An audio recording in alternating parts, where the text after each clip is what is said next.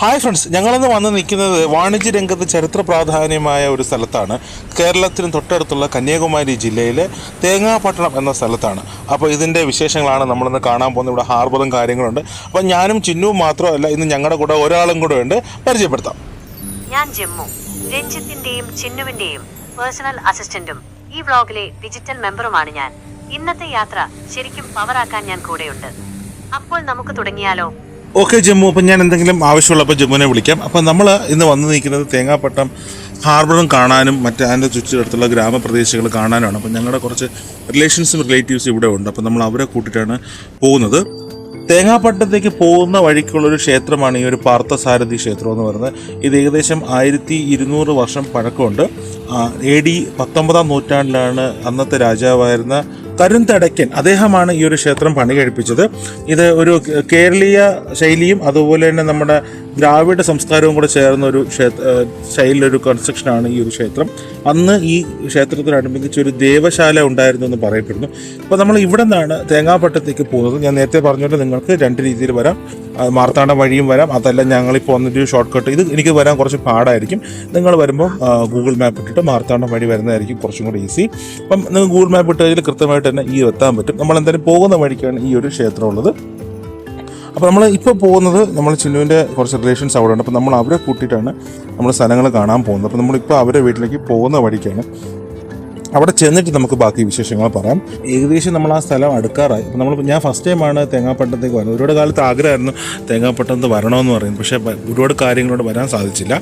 അപ്പോൾ ഞങ്ങൾ അങ്ങനെ അവരുടെ വീട്ടിലെത്തി ഫുഡെല്ലാം കഴിച്ചിട്ട് നമ്മൾ അവരെയും കൂട്ടിയിട്ട് ഈ സ്ഥലങ്ങൾ അവർക്ക് അവിടെ താമസിക്കുന്നവരായതുകൊണ്ട് കുറച്ച് സ്ഥലങ്ങൾ കുറച്ചുകൂടി നമ്മൾക്ക് നന്നായിട്ട് അറിയാൻ പറ്റും. ഇപ്പോൾ ഞങ്ങൾ വന്നിരിക്കുന്നത് കായലിൻ്റെ സൈഡിലേക്കാണ്. അപ്പോൾ നമ്മൾ അവരോട് ചോദിച്ചപ്പോൾ അറിയാൻ കഴിഞ്ഞത് ഇതൊരു മിക്സ്ഡ് ആയിട്ടുള്ളൊരു ഭൂപ്രകൃതിയാണ്. കാരണം ഇവിടെ കായലുണ്ട്, കടലുണ്ട്, പാറമടയുണ്ട്, നെൽപ്പാടങ്ങളുണ്ട്. അങ്ങനെ ഇതൊരു മിക്സ്ഡ് ആയിട്ടുള്ളൊരു ഏരിയയാണ്. അപ്പോൾ നമ്മളിപ്പോൾ വന്നിരിക്കുന്നത് കായൽ ഏരിയയിലാണ്. ഇവിടെ ഒരു കൺസ്ട്രക്ഷൻ വർക്കൊക്കെ നടക്കുന്നുണ്ട്. ഒരു പാലം പണിയുടെ ബണ്ടൊക്കെ കെട്ടിയ ഒരു പാലം പണിയുന്നുണ്ട്. അപ്പോൾ ഇവിടെ നിന്നാണ് അവർ എപ്പോഴും വീട്ടാവശ്യങ്ങൾക്ക് നമ്മളെ കായൽ മത്സ്യങ്ങൾ എടുക്കുന്നത് ഇവിടെ നിന്നാണ്. അപ്പോൾ നമ്മൾ ആ ഒരു ഏരിയയിലാണ് ആദ്യം വന്നിരിക്കുന്നത്. നമ്മൾ ആ പേര് പറയുന്ന പോലെ തന്നെ തേങ്ങാപട്ടണം എന്നൊരു പേര് വരാൻ എല്ലാ സാഹചര്യങ്ങളും കൊണ്ടും അനുയോജ്യമായ ഒരു ഏരിയയാണ് നമ്മളിത് കാണുന്നത്. കാരണം എവിടെ നോക്കിയാലും തെങ്ങ് തന്നെയാണ്. അതുകൊണ്ടാണ് തേങ്ങാപട്ടണം എന്നൊരു പേര് തന്നെ ഇതിന് വരാൻ കാര്യം. അപ്പോൾ നമ്മൾ അതിൻ്റെ അടുത്ത് ഈ കായലിന് അടുത്തൊരു ക്ഷേത്രമുണ്ട്. നല്ല മനോഹരമായൊരു ക്ഷേത്രം. എപ്പോഴും നമ്മൾ ഈ തമിഴ് ക്ഷേത്രങ്ങൾ എപ്പോഴും നല്ല കാണാൻ നല്ല കളർഫുള്ളാണ്. അപ്പം ഇതേ കണ്ടത് നമ്മൾ കാണുന്ന പോലെ തന്നെയാണ്, അല്ലെങ്കിൽ നമ്മൾ പറയുന്ന പോലെ തന്നെയാണ്. നല്ല കളർഫുള്ളായിട്ട് അമ്പലമാണ്. അവർ നല്ല രീതിയിൽ ഇത് മെയിൻറ്റെയിൻ ചെയ്തിട്ടുണ്ടെന്ന് വേണമെങ്കിൽ പറയാം. അതിൻ്റെ തൊട്ടടുത്തൊരു ആല് കൂടുണ്ട്. പക്ഷെ നമ്മൾ ചില സമയത്ത് തേങ്ങാപട്ടണം നിൽക്കുമ്പോൾ കേരളം തന്നെയാണോ എന്നൊരു തോന്നിപ്പോവും. പക്ഷെ അങ്ങനെ തോന്നേണ്ട കാര്യമില്ല. കാരണം എന്ന് വെച്ചാൽ നമ്മൾ പണ്ട് ഹിസ്റ്ററിയിലൊക്കെ പഠിച്ചുള്ള പോലെ ഒരു കാലത്ത് നമ്മുടെ ഇത് കേരളത്തിൻ്റെ ഭാഗം തന്നെയായിരുന്നു എന്ന് വേണമെങ്കിൽ നമുക്ക് പറയാം. തേങ്ങാപട്ടണം, ഈ കന്യാകുമാരി പ്രദേശങ്ങളൊക്കെ നമ്മുടെ കേരളത്തിൻ്റെ ഒരു ഭാഗം തന്നെയാണ്. ഏകദേശം 17-ാം നൂറ്റാണ്ടിലൊക്കെ നമ്മുടെ ആറ്റിങ്ങൽ രാജ്ഞിയായിരുന്നു ഇതിൻ്റെ ഭരണം കാര്യങ്ങൾ ഏറ്റെടുത്തുകൊണ്ടിരുന്നത്. അപ്പോൾ നമ്മൾ അവിടെ നിന്ന് ഇനി നേരെ പോകുന്നത് ഈ ചെറു വള്ളങ്ങൾ മത്സ്യബന്ധനം നടത്തുന്ന ഒരു ഏരിയ ഉണ്ട്. അത് വലിയ ഫിഷിംഗ് ബോട്ടല്ലാത്ത വള്ളങ്ങൾ, ചെറിയ ബോട്ടുകൾ ഇവിടെയാണ് അവരുടെ ഹാർബർ എന്ന്. അപ്പോൾ നമ്മൾ അവിടത്തേക്കാണ് പോകുന്നത്. ഇവിടെയാണ് നമുക്ക് പെട്ടെന്ന് ഇറങ്ങി കുറച്ച് മീനൊക്കെ പിടിക്കാൻ, നാട്ടിലുള്ളവർക്ക്, അവിടുത്തെ ലോക്കലായിട്ടുള്ള ആൾക്കാർക്ക് പെട്ടെന്ന് ഒന്ന് ആക്സസ് ചെയ്യാൻ പറ്റും. പിന്നെ ഹാർബറിൽ വലിയ വലിയ ഷിപ്പ് അങ്ങനത്തെ കാര്യങ്ങളാണ് വരുന്നത്. അപ്പം ഇവിടെ നമ്മൾ വരുമ്പോൾ ഇവിടെയും ഈ അത്യാവശ്യം വലിയ ബോട്ടും കാര്യങ്ങളും കൊണ്ടുവന്ന് മറ്റേതിനെ കമ്പയർ ചെയ്ത് നോക്കുമ്പോൾ അപ്പോൾ ഇവിടെ നമുക്ക് എല്ലാവർക്കും ഇറങ്ങാനൊക്കെ പറ്റും. അവിടെ അങ്ങനെ ആർക്കും പെർമിറ്റഡൊന്നുമല്ല, കാരണം അത്രയും നല്ല ആഴമുള്ള സ്ഥലമൊക്കെയാണ്. ഇവിടെ നമ്മൾ കാണുന്ന ചെറിയ ചെറിയ ബോട്ടുകൾ കാര്യങ്ങൾ ഇഷ്ടം പോലെ ബോട്ട് അടുക്കിയിട്ടുണ്ട്. ഇതിൻ്റെ പ്രധാനം ഞങ്ങളിൽ നിന്ന് വന്നത് ഞായറാഴ്ച ദിവസമായിട്ട് ഇവിടെ അത്ര ആക്റ്റീവല്ല. പക്ഷേ എന്നാലും ഇവിടെ പണിയൊക്കെ നടക്കുന്നുണ്ട്. ഈ ബോട്ടിൻ്റെ റിപ്പയറിങ് വർക്കും കാര്യങ്ങളൊക്കെ ഇവിടെയാണ് നടക്കുന്നത്. പിന്നെ ഇതിനകത്ത് എന്താ പറയുക, നല്ലൊരു നമ്മൾ വർക്കിംഗ് ഡേ ആണ് വന്നിരുന്നെങ്കിൽ കുറച്ചും കൂടെ ക്രൗഡഡ് ആയിരുന്നു. ഇപ്പം ഭയങ്കര സൈലൻ്റ് ആയിട്ട് നമുക്ക് ഫീൽ ചെയ്യുന്നു. അപ്പം ഞങ്ങൾ ഇതിൻ്റെ ഹാർബറിനകത്ത് കയറി കുറച്ച് ഫ്രണ്ടിലോട്ട് നടന്ന് പോകാം. ഇങ്ങനത്തെ ഷിപ്പും ബോട്ടും ഇവിടെയും ഉണ്ട്. അപ്പം ഇത് നമുക്കിത് ഈ ദൂരെ കാണുന്നത് നമ്മൾ കടലിലേക്ക് മത്സ്യബന്ധനത്തിന് പോകുന്നില്ലെങ്കിൽ മീൻ പിടിക്കാൻ പോകുമ്പോൾ ഐസ് കൊണ്ടുപോകും നമ്മൾ കണ്ടിട്ടുള്ളത്. ഇങ്ങനെയാണ് അവർ കൊണ്ടുവന്നത്. വലിയ ഐസ് ബ്ലോക്ക് ഇങ്ങനൊരു ക്രഷർ, നമ്മൾ അരിയൊക്കെ പൊടിപ്പിക്കുന്ന പോലെ ഒരു ക്രഷറിലിട്ട് പൊടിപ്പിച്ച് ചാക്കിനകത്താക്കിയാണ് അവർ കൊണ്ടുപോകുന്നത് മീൻ പിടിക്കാനായിട്ട് പോകുമ്പോൾ. അപ്പോൾ ഇതാണ് നമ്മൾ ഇത് കണ്ടിട്ടില്ലാത്ത ചില കാര്യങ്ങൾ നമുക്കിവിടെ വന്നപ്പോൾ കാണാൻ പറ്റി. ഇതിനകത്ത് രണ്ട് ചേട്ടന്മാർ വന്നിട്ട് അവർ കക്ക വാരിക്കൊണ്ട് ഈ സാധനം നമ്മൾ കണ്ടു. നമ്മൾ കക്ക ചിപ്പി എന്ന് പറഞ്ഞു കേട്ടിട്ടുള്ളൂ. ആ സാധനങ്ങൾ എന്ത് അവർ വാരി കൊണ്ടുപോകും. അപ്പം ഞങ്ങളും കുറച്ച് കിട്ടുമോ എന്ന് നോക്കാൻ വേണ്ടിയുള്ള പ്ലാനിങ്ങിലാണ്. ഈ സാധനത്തിനാണ് വലിയ വലിയ ബോട്ടിൽ പൊടിപ്പിച്ചുകൊണ്ട് അകത്തിടുന്നത്. ചാക്കി കൊണ്ടുപോകാൻ പറ്റില്ല. അപ്പോൾ നമ്മളത് ഇത് ക്രോസ് ചെയ്ത് അപ്പുറത്തേക്ക് പോകാനുള്ള പ്ലാൻ, ഞങ്ങളുടെ കൂടെ വന്ന ചേച്ചിയൊക്കെ അപ്പുറത്ത് പോയി. അപ്പോൾ ഞങ്ങളും ഇത് ക്രോസ് ചെയ്ത് പോകുന്ന ഒരു പ്ലാനിങ്ങിലാണ്. ആദ്യം കരുതി ഇത്തിരി പാടാന്ന് കരുതി, പക്ഷേ കുഴപ്പമൊന്നുമില്ല. അവരടിയിൽ ചാക്കൊക്കെ ഇട്ടിട്ടുണ്ട്, നമുക്ക് അതിൻ്റെ മണ്ടയ്ക്കൂടെ ചവിട്ടി പോയാൽ മതി. പക്ഷേ അരയ്ക്കൊപ്പം വെള്ളമേ ഉള്ളൂ. അതിൽ ഏറ്റവും വലിയ ഒരു ഹൈലൈറ്റ് എന്ന് പറഞ്ഞാൽ ബാക്കി എല്ലാവർക്കും നീന്താൻ അറിയാം, എനിക്ക് മാത്രമേ ഉള്ളൂ നീന്താൻ അറിയാൻ പാടില്ല എന്നിട്ട്. അപ്പം ബാക്കി ആർക്കും കുഴപ്പമൊന്നുമില്ല. അപ്പം ഞങ്ങൾ അത് ക്രോസ് ചെയ്ത് അപ്പുറത്തേക്ക് പോകാനുള്ളൊരു പ്ലാൻ ഞങ്ങളും കൂടി ഇട്ടിട്ടുണ്ട്. പിന്നെ അവരൊക്കെ നീന്തൽ അറിയാമെന്നുള്ളതുകൊണ്ട് പേടിക്കേണ്ട, ധൈര്യത്തിലാണ് പോകുന്നത്. അപ്പോൾ അത് ഞങ്ങൾ ക്രോസ് ചെയ്ത് ഇപ്പുറത്ത് വന്നിട്ടുണ്ട്. ഇപ്പുറത്ത് വന്നിട്ട് ഞങ്ങളുടെ മെയിൻ പരിപാടി എന്ന് വെച്ചാൽ കക്ക കിട്ടുമ്പോൾ കക്ക വാരുക എന്നുള്ളത്. അപ്പോൾ ഇവർക്കൊക്കെ ഇത് നല്ല ഫെമിലിയറാണ്, എനിക്ക് മാത്രമേ ഉള്ളൂ വെള്ളമായിട്ട് അത്ര പരിചയമില്ലാത്തത്. സോഡാ കുപ്പിയുടെ അടപ്പ് വെള്ളം മതി ഞാൻ മുങ്ങിച്ചാവും, അതാണ് എൻ്റെ അവസ്ഥ. എന്നാലും ധൈര്യം സംഭരിച്ച് അവരുടെ കൂടൊപ്പം നിൽപ്പുണ്ട്. ബാക്കി എല്ലാവർക്കും നീന്തലും കാര്യങ്ങളൊക്കെ അറിയാം. ഇവിടെ ഒരു വെള്ളം ഇട്ടിട്ടുണ്ട്, അതിനകത്ത് ഒരാളിരുന്ന് ചൂണ്ടയെടുക്കുന്നുണ്ട്. ഇത് എനിക്കൊന്ന് എന്തോ കംപ്ലൈൻ്റ് ആക്കി ഇട്ടിരിക്കുന്നതാണെന്ന് തോന്നുന്നത്, സർവീസിന് വേണ്ടി കൊണ്ടുവന്നാണെന്ന് തോന്നുന്നു. അപ്പം ബാക്കിയുള്ള ഇത് നമ്മൾ ഈ കന്യാകുമാരിയിലൊക്കെ പോകുന്ന ആ ഷെൽ ഫിഷ്, ഇതേ അതിന് ജീവനുണ്ട്, അതിന് കാലൊക്കെ ഉണ്ട്. അപ്പം ഇതിനകത്ത് ഒരു ചെറിയ മീനൊക്കെ ചേച്ചിമാർ എടുക്കുന്നുണ്ട്. അപ്പം ഞങ്ങൾ അപ്പോൾ നല്ലൊരു അടിപൊളി വൈബാണ്, നമുക്ക് വന്ന് നിന്നാൽ നല്ല സൂപ്പർ അറ്റ്മോസ്ഫിയറാണ്. ഇത് ചെറിയ വള്ളങ്ങളുടെ ഹാർബർ ഏരിയ എന്നാണ് പറയാം. ബാക്കി എല്ലാവരും മീനൊക്കെ പിടിക്കുന്നു, എല്ലാവരും ബിസിയാണ്. കടപ്പുറത്ത് വരുമ്പോൾ അറിയാലോ എല്ലാവരും ബിസിയാണ്. അപ്പോൾ ഈ തേങ്ങാപ്പട്ടണത്ത് പണ്ട് എനിക്കൊരു ചെറിയ ബന്ധമുണ്ടെന്ന് വെച്ചാൽ എൻ്റെ പപ്പയുടെ കുടുംബത്തിലൊക്കെ അവർക്ക് കയർ ബിസിനസ് ഉണ്ട്. അപ്പോൾ അവർ കയർ പിരിക്കുന്ന മിഷൻ, ഈ റാട്ടെന്നൊക്കെ പറയും, ആ മിഷനൊക്കെ വാങ്ങാൻ തേങ്ങാപ്പട്ടണത്തിന് വരും എന്നിങ്ങനെ പറഞ്ഞു കേട്ടിട്ടുണ്ട്. പക്ഷേ അല്ലാതെ ഞാൻ ആദ്യമായിട്ടാണ് വരുന്നത്.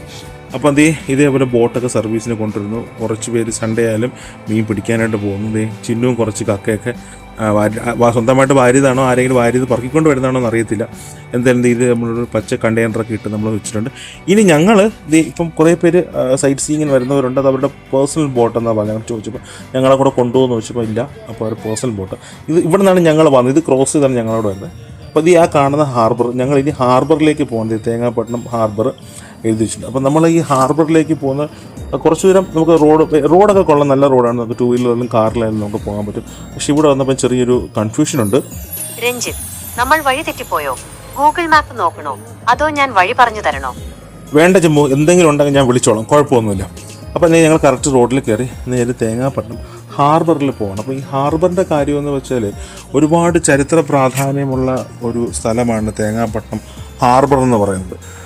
കാരണം പണ്ട് കാലത്ത് ഏകദേശം നമ്മൾ അറബിക് രാജ്യങ്ങളുമായിട്ട് പോലും ട്രേഡ് നടന്നിരുന്നൊരു ഹാർബറാണ് നമ്മളെ തേങ്ങാപ്പട്ടണം ഹാർബർ എന്ന് പറയുന്നത്.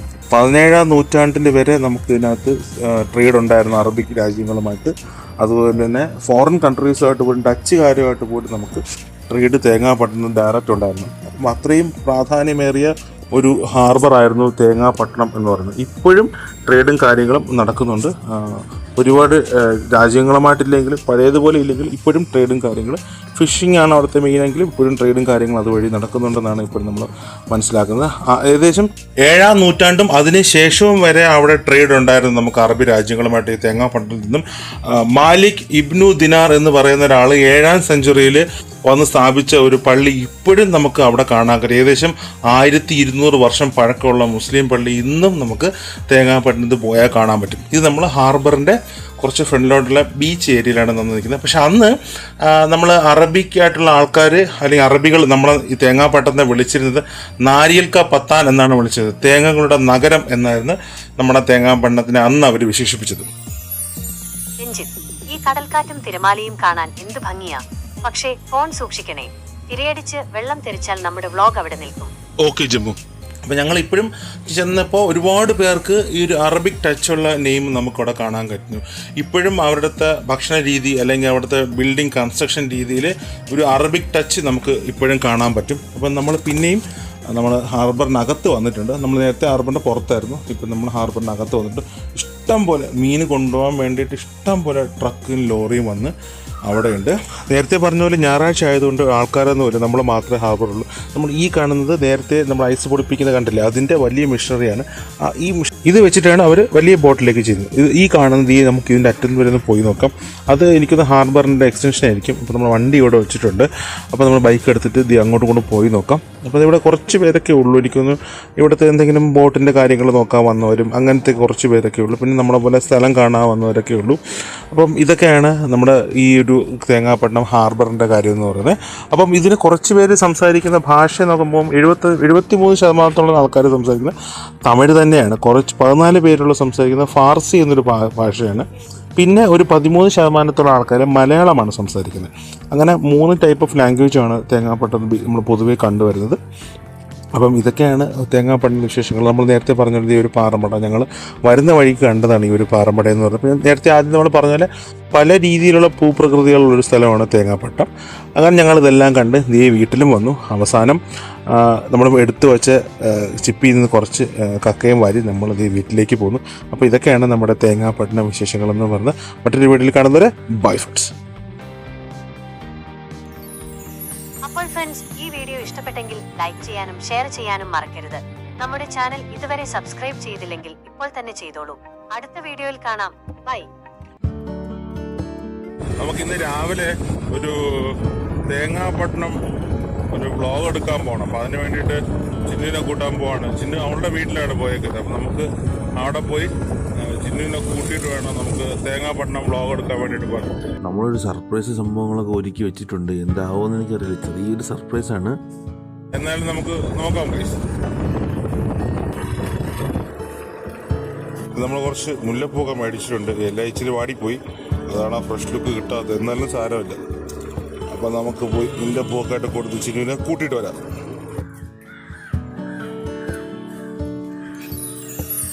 ഈ യാത്രയുടെ വിശേഷങ്ങൾ ഇവിടെ തീരുകയാണ്. പക്ഷേ ഇന്നത്തെ ദിവസം എനിക്ക് ഏറ്റവും പ്രിയപ്പെട്ടതാക്കിയത് ഈ നിമിഷമാണ്.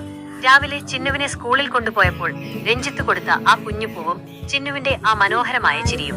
യാത്രകൾ എത്രയുണ്ടായാലും നമ്മളെ കാത്തിരിക്കുന്നവരുടെ സന്തോഷത്തിനേക്കാൾ വലുതല്ല മറ്റൊന്നും. തേങ്ങാപ്പട്ടണത്തെ തിരമാലകളേക്കാൾ ശാന്തമായ ഈ സ്നേഹനിമിഷത്തോടെ ഇന്നത്തെ വ്ളോഗ് ഇവിടെ കഴിയുന്നു. അടുത്ത വിശേഷങ്ങളുമായി വീണ്ടും കാണാം. അതുവരെ സ്നേഹത്തോടെ നിങ്ങളുടെ സ്വന്തം ജമ്മുവും രഞ്ജിത്തും.